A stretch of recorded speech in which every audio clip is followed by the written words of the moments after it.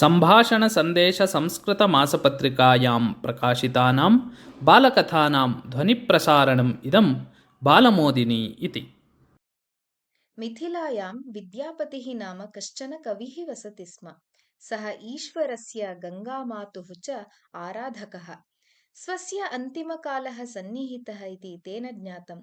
सः कुटुम्बजनान् प्रार्थयत, मां गङ्गासमीपं नयन्तु, तत्रैव मम देहत्यागः भवतु इति।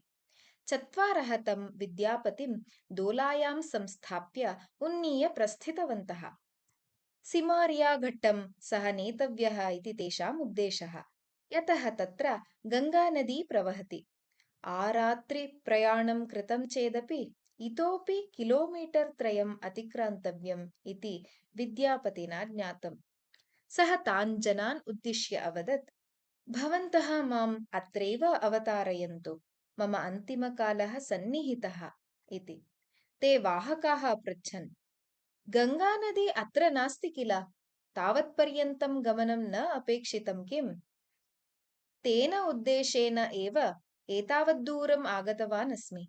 यदि मयि तस्याः पुत्रवात्सल्यं स्यात् तर्हि सा एव अत्र आगत्य मां नयेत्।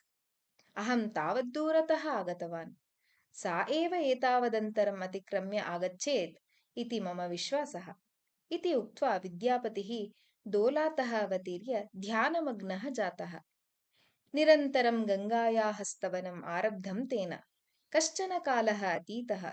क्षणाभ्यन्तरे कश्चन गङ्गाप्रवाहः वेगेन आगत्य तं विद्यापतिम् अनयत्। गच्छता कालेन तत् स्थलं विद्यापतिनगरम् इति प्रख्यातम् अभवत्।